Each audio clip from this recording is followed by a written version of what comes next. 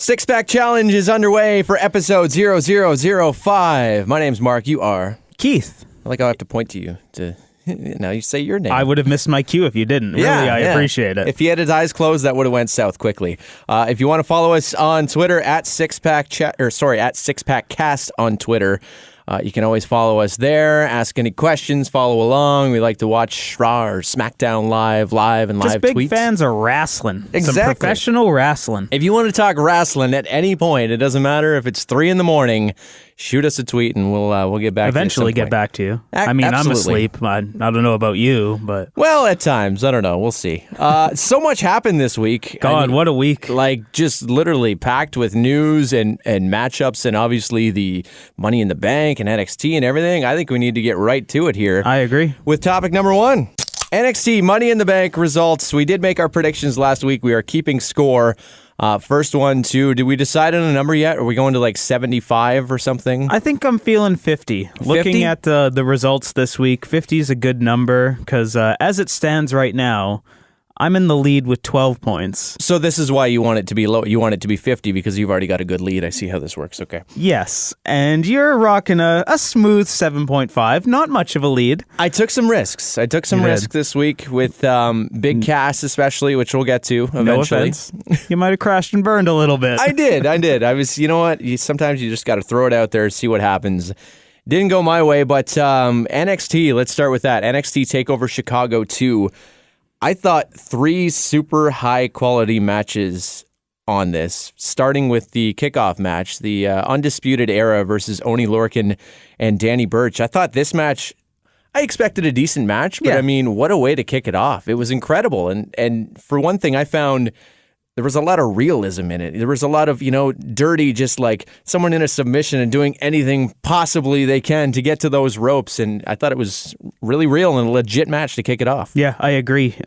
Basically, everything that you said, I basically agree with you. I couldn't have said it better myself. It's Undisputed Era is really good at just adding realism into their matches, and they showed it. That was the first time really I kind of watched Oney Lorcan and Danny Burch more than, just kind of here and there, and I thought they delivered too. They have a future. Oh, for sure. They're definitely going somewhere. And I mean, to come on after that, not always the easiest thing to do, but we went right into Dream Ricochet next. Your thoughts on that? Normally, that's the slump of an NXT card, the kind of, this guy's debuting and this is his first big match. But that was not the case at all with this one. Holy hell, did Ricochet and Velveteen Dream put on a show. And even though he lost, I think Velveteen Dream was the star in that match. They delivered for sure, and I think that's kind of what everyone's getting out of it after, is that Dream, if you look at kind of his track record already, hasn't really won much or anything, but he doesn't need to. Does he need to? That was going to be my point. It's his character is just so damn strong that he's kind of transcended wins or losses. Normally, guys in NXT, it's all about match quality and match performance, but he seems to be an exception to that. And how about the straight-up Hulk Hogan imitation coming out? Was that Hulk Hogan? I guess it was kind of, but if you, it was kind of going around social media that his pants were former, like, they might have been the exact ones, but they were like exactly like Prince Puma. Really? So it was kind of a mix between Hulk and Prince Puma. I mean, the entrance was 100% Hulk Hogan. That one's hard to argue. It was just like, he's doing the. Did you read into that at all? No, I didn't. I didn't actually think about the tights. I was just kind of focusing on the Hogan part. Even with like the Hogan, hasn't had the best couple years, and yeah. Well, I mean, there's been a little bit of buzz lately about like, they're going to be talking again. There's no way we're not going to see Hulk Hogan on WWE TV again before he brother passes away. He will be there. So. All right, and then number 3, I would say, where to even start with this one? The Gargano-Ciampa match, the Chicago Street Fight. Oh, my God. It was unbelievable. I think I tweeted out, like, this is a new level of brutality, and the story going into this, I think last week I mentioned, I think this is the best feud of the past 5 years.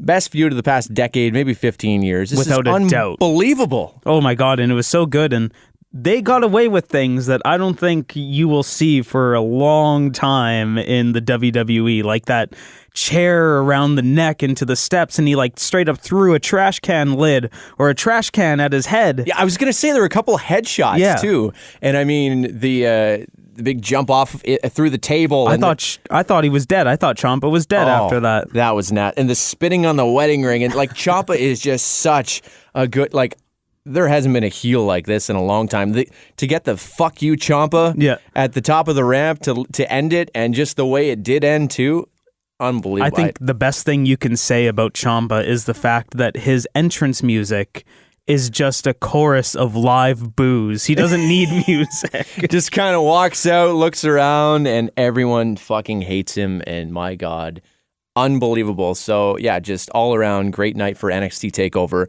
And then, of course, this is the problem sometimes now when WWE still has their pay-per-view on Sunday nights, and it's been built up so much by like the amazing night that NXT had. Are they going to be able to deliver? There were some good things going on at Money in the Bank as well. I think this was a solid weekend. I agree. Even though it wasn't... TakeOver was kind of like a flat line of awesome. There was some dips in Money in the Bank. I think when we look back at the end of the year, we're going to see Money in the Bank as a very important pay-per-view because it was really good, especially the men's Money in the Bank match. I thought that was incredible.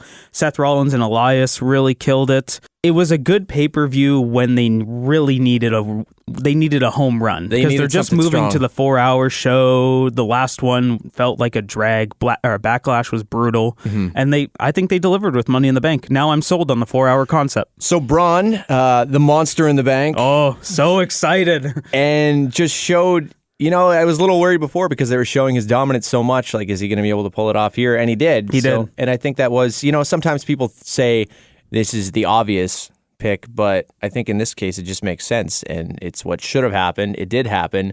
My other highlight was Alexa not only winning Money in the Bank, but cashing in, not only because she became champion. I think this just saved the Nia Jax Ronda Rousey feud. Is it safe to say that the Nia Jax project is canceled, or they pulled the plug on Nia? Can I just say I hope so? Yeah. I don't know whether, I don't think they're going to give up right now, but I kind of hope they do. But kudos to Rousey in that match, too. Yeah. I don't think that you can doubt Rousey's in-ring ability anymore. Definitely. She did very well. I mean, the match delivered for what it needed to do, but I think coming out of it, it was like, okay, so is she just going to tap again and Rousey's the champion already? Or, that's what I thought. Kind of what we talked about.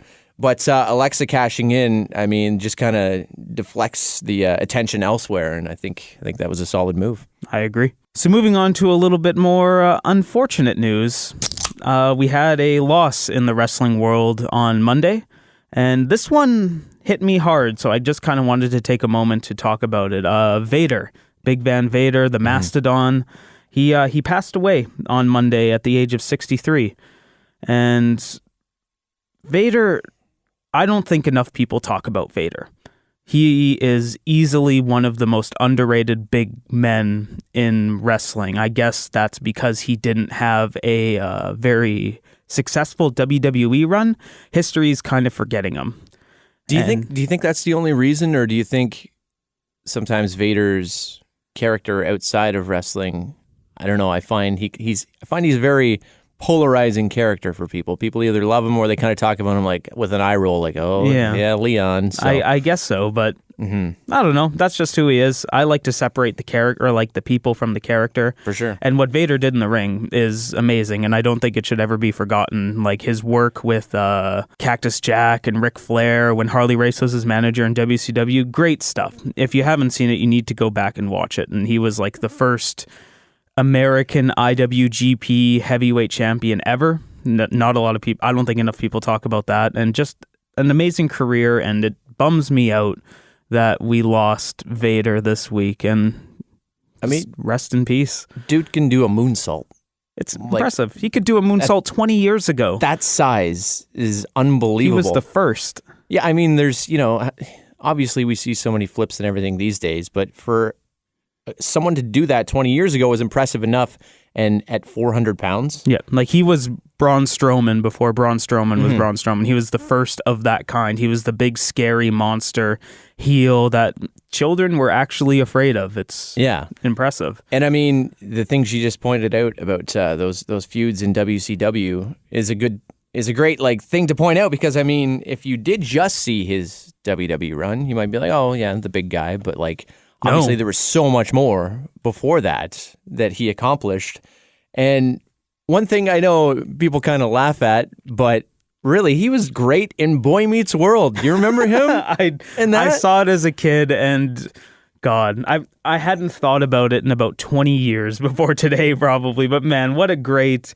I think that's up there with like Jerry Lawler and Andy Kaufman style thing. Right? It sounds weird to say, but... No, but as a huge fan of Boy Meets World, and WWE actually recently did talk to the creator of Boy Meets World, and this was only about a month ago, earlier on this month, just kind of reflecting on Vader's time there. So if you want to check out that interview, WWE.com still has that, kind of talking about how he was offset and, just kind of how the whole project started of getting him onto that show. So here's the thing, no Hall of Fame ring for Vader.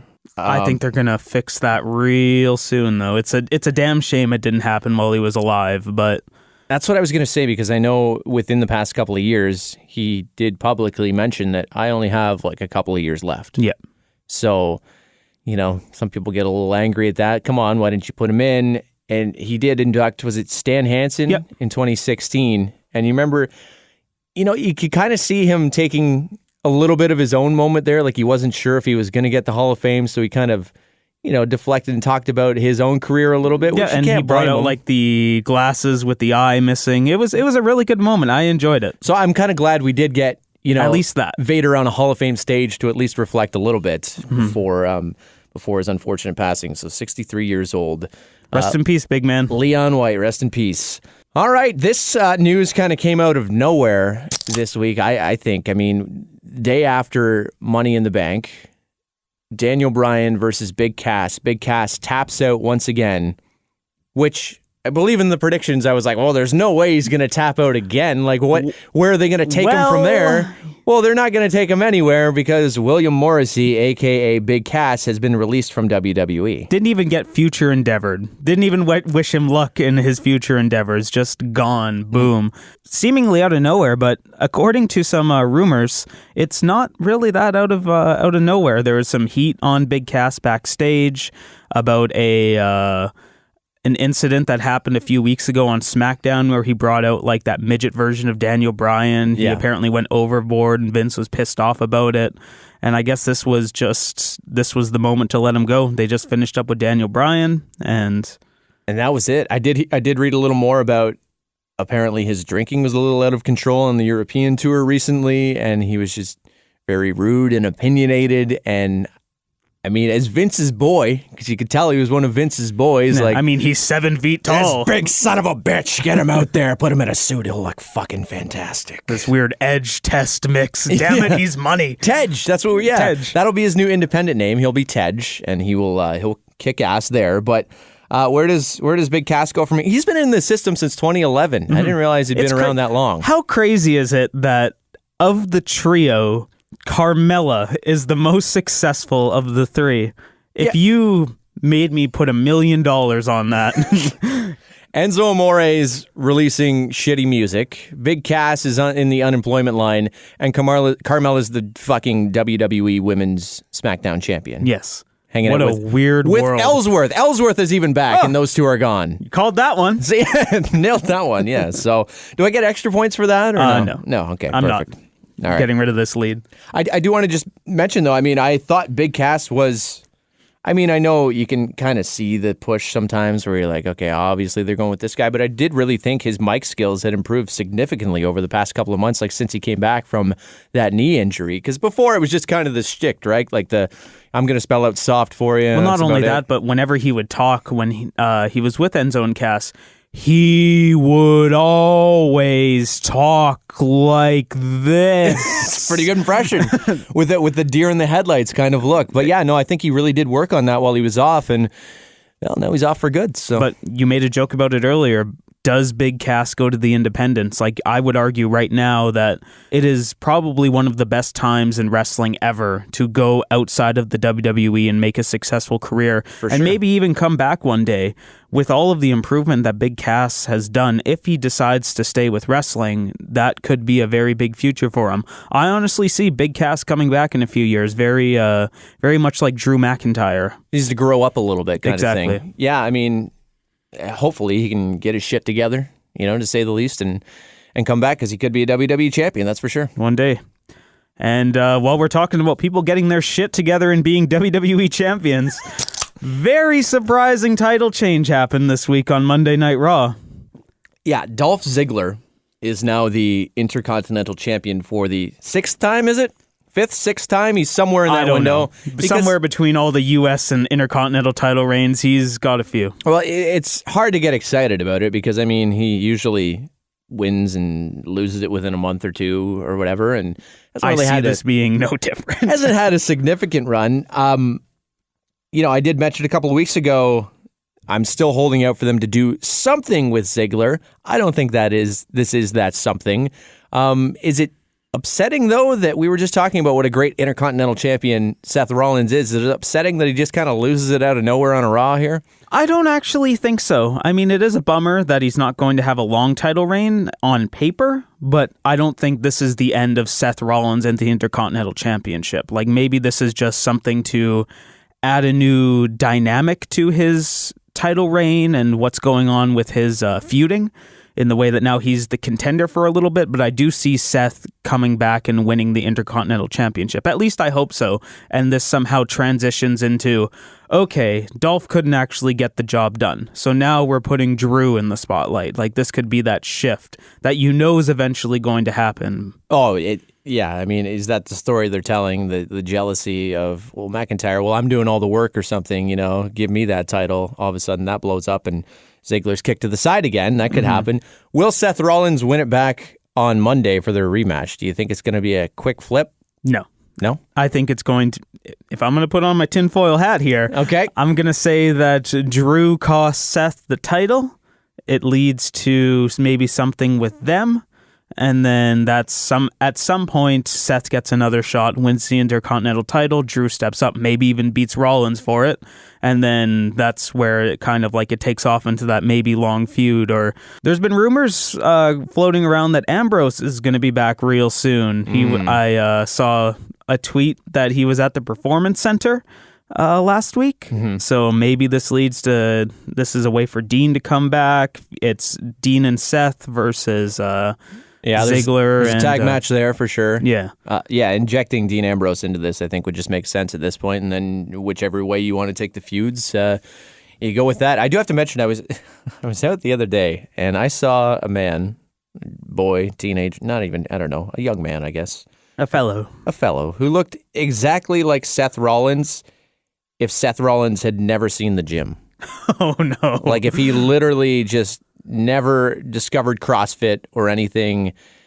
This guy looks exactly like him, and I'm going to tweet that photo out. Because did he have like facial hair and all? He had the beard. He was wearing a black T-shirt. He was sitting there like, you know what? I'm going to pull up the picture here. We'll get your reaction here.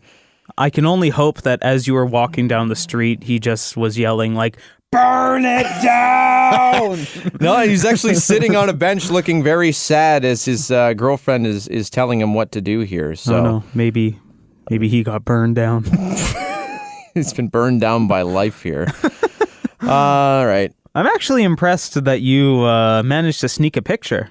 That's some skill right there. I had a few bevies in me at the time, and I feel I just didn't care. So I was like, you know what? I'm just going to snap a picture here. And where the hell is it? All right, so this is Seth Rollins. If Seth Rollins had never seen a gym, it was very sad, and his girlfriend was telling him what to do. Oh my God! Yeah, totally. Right? So weird. That's weird. I mean, he has short hair, I believe, but if Seth were to pull his hair back and put a hat on backwards, that's sad Seth Rollins. That is the saddest Seth Rollins. I think we're going to need to tweet that out. Oh, yeah, definitely. Check that one out. Again, at SixPackCast on Twitter. Let us know what you think of sad Seth Rollins here. It's kind of a sad show this week. A lot of downers. Yeah. Release. Yeah. Passings. Ziggler winning a championship. That's true. I mean, let's try and pick it up here. And the one way we can pick it up is with Rusev Day. Happy Rusev Day. Finally. Oh, it's the happiest Rusev Day. Finally. Okay, gauntlet match on SmackDown. We've got Samoa Joe, we've got Daniel Bryan, Big E, The Miz, and Rusev. And the one thing about this is I thought, okay, you put so much going into the Money in the Bank ladder match. They're all fighting for this one contract. Oh, what are they going to do if they lose? And then the next night on SmackDown, it's like, oh yeah, we're going to have another number one contender. Yeah. But I mean... on to your next shot. Yeah, I mean, I guess the briefcase went to Raw, so they need to figure something out for SmackDown. That makes sense. This was kind of the story of Daniel Bryan throughout the match here. I mean, the underdog, as we always see, he goes through Big E first, goes through Samoa Joe. But then, of course, out of nowhere, the Bludgeon Brothers come down and weird. Yeah, but which I guess makes sense though. Somehow, Miz would have got into, I don't know, like some type of deal with them where they can take him out. Miz takes advantage. That builds that story even more. I gotta say though, after Miz came out, and I just figured, okay, well, Miz has got this then. Miz is going for the title now. Like, I was almost ready to just say, okay, here we go. They're going with Miz finally, and Rusev comes out. What do you know? They go with Rusev. Now, how exciting is it? This is Rusev's first WWE Championship? I feel like he may have had like an odd one on Raw or SmackDown, just at like an out of the blue, but first one like at a pay-per-view, I think. Significant feud, I think so. Mm-hmm. And it's about damn time. Oh, no kidding. And the way Rusev and Rusev Day have been over the last little while here, I mean, there is no reason why he shouldn't. I'm good. I love this feud. I mean, you have AJ Styles, who is the biggest babyface, who everyone loves. You have Rusev Day, who is so over, and a clash of styles, no pun intended here. This is going to be a great match, I think. I agree. And I mean, if you look at the history on SmackDown, I honestly think that Rusev has a real shot to win the title at Extreme Rules. Here's what I think. I think it's going one of two ways. This is either going to be the destruction of Rusev Day or the crowning of Rusev Day. I don't see it kind of just sticking in the middle here. I think they're either breaking them all up, with Aiden English and Lana and however that's going to implode, or it's going to be the crowning, like you said, and they're going to be on top. I hope so. Honestly, I hope so. Mm-hmm. And finally on this show, this is more of a me apparently not, because you decide to. No. I think this goes beyond what it is, but yeah, let's shit on it. So, in today's world, we have social media. It's a big thing. I don't know if you've heard of this thing called Instagram. It's a bit of a deal. Yeah, I've heard of it. Well, Instagram now has The Undertaker on it. Which is weird. And over the weekend, The Undertaker... Is it Instead? Sorry, I'm old as hell here, apparently. He Instead a photo? He Instagrammed? He Instagrammed? He posted on Instagram, I think we can just say. Let's go with that. A picture of him at a Post Malone concert. Now, I always think back to a quote from Mick Foley from a few years ago where he said that we should never live in a world where The Undertaker is on social media. And I am 100% in agreement with that. Mick Foley said that? Yes. Yes. I think he said it at the Hall of Fame as a joke. Well, here's the thing. I mean, an almost 30-year career for The Undertaker here has gone without it for, I mean, realistically... Not only a 30-year career, but a 30-year character. 30-year character, yeah, absolutely. And the one character that is still around who still has a little bit of mystery and you don't really know what's going on with him. 30 years, let's say the last 10 years really, is when social media has been blown up and everyone has it here. So he's had a decade here without it. He's at the very end of his career. Well, we think. I mean, he keeps coming back every year. He could have 10 years left in him. Who knows? But why now? Like, is this... I just want to know the story behind why he has an Instagram. I mean, his wife... And why is he at a Post Malone show? Oh, that's fucking weird, too. I don't understand that. But, I mean, whatever. If that's what he's into, I guess. So be it. Who know? Again, we don't know the man inside. So whatever Undertaker Mark Calloway is jamming to his own time...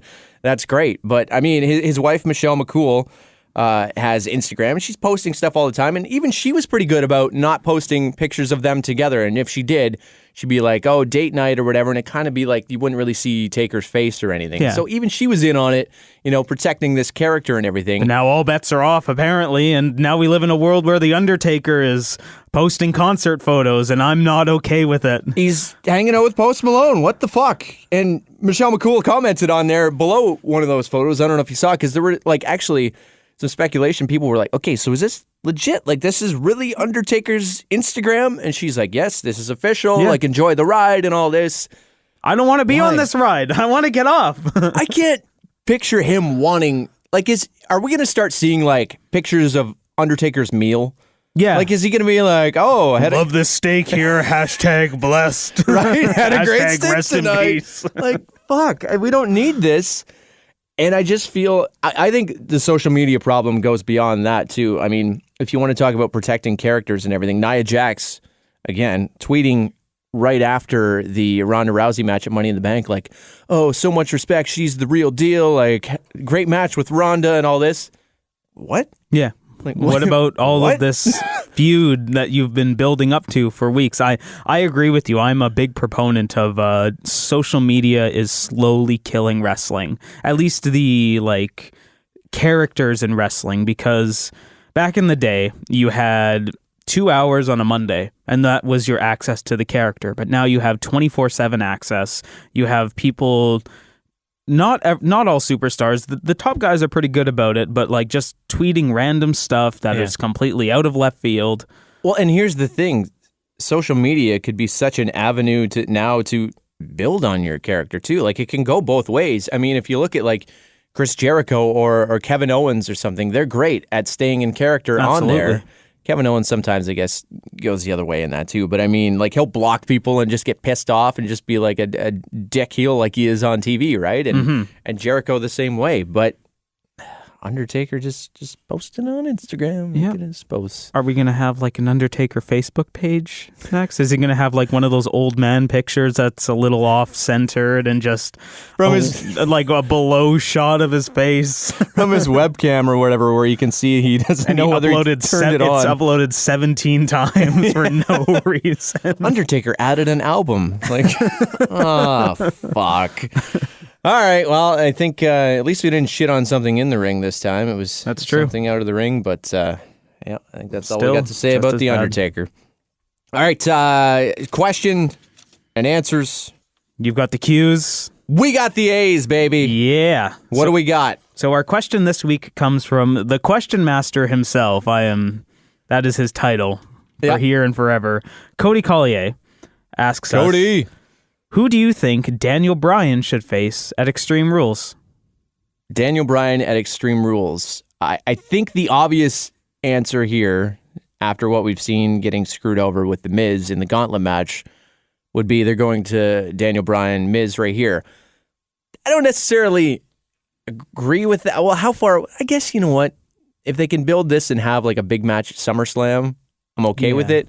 Obviously, it's not going to be a one and done anyways. They've had this feud in the works forever. I was just really hoping they'd hold on to it for WrestleMania, but again, that's my own problem. I think it's a little too far. That's my own problem where I just, sometimes I just like, no, wait for that match until WrestleMania, but if they need to do it now. A lot of television to fill between now and WrestleMania, unfortunately. So I think Miz is the obvious answer. I mean, we kind of were teased with that Samoa Joe Daniel Bryan match a few weeks ago before Big Cass was inserted, so that one would be cool too.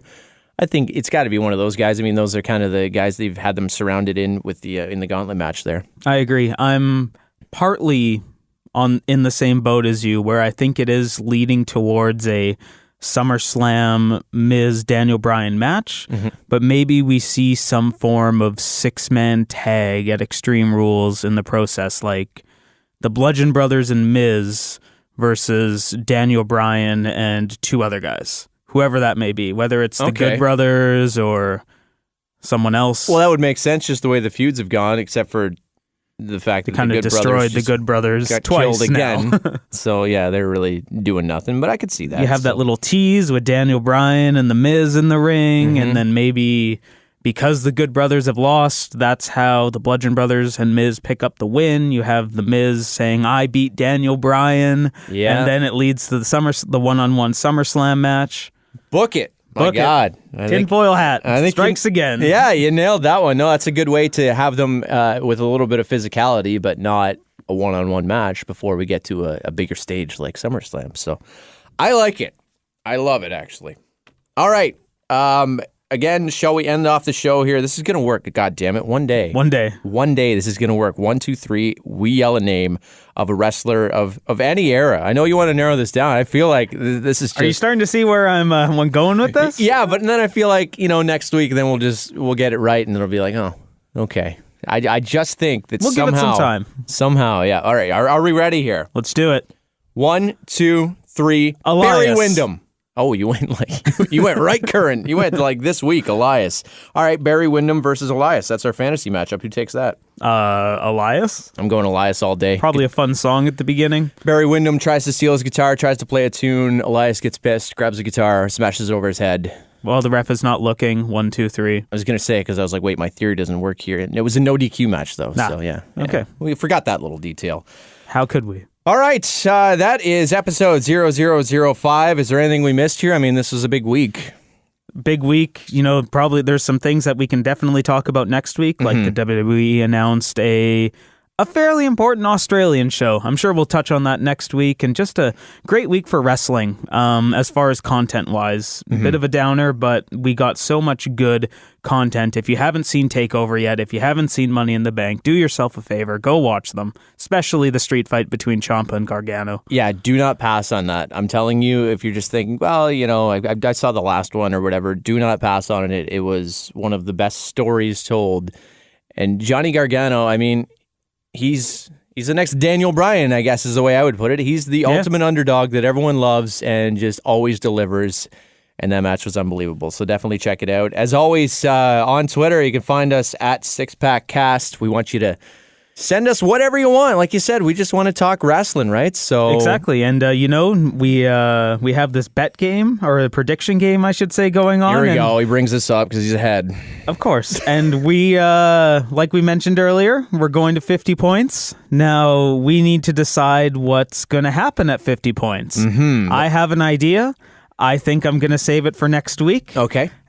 Good little tease. If you out tease. there have an idea, what should the punishment be for losing this first 50-point spread? Wrestling related. We would like it wrestling related. Loosely wrestling related. Yeah. Let's say no physical harm involved or anything like that. But if you have an idea, tweet us, SixPackCast. We'll put it in the hopper. Keith has to put Mark through a table off of a 2-story building. Might be a little tough to do. Yeah, but my insurance isn't that good. Yeah, me neither. My back's not that good to hold up. So, just any ideas, let us know again at SixPackCast. And as always, tweet us while we're watching Raw or SmackDown. Just shoot us a tweet or a question too. We use the hashtag AskSPC, and we will find it there. So, until then, find us on iTunes, find us on Stitcher, we're on YouTube as well. And leave us a rating, right? We want to see those ratings. We want to get those stars up there. I think it's safe to say we'll give you a little shout out. Oh, definitely. Just like the Question Master, Cody Collier is supporting the podcast here and delivering questions every week, so we appreciate that, and we want to get some more going for next week. So there we have it, episode 0005, the 6-Pack Challenge in the bag. Boom.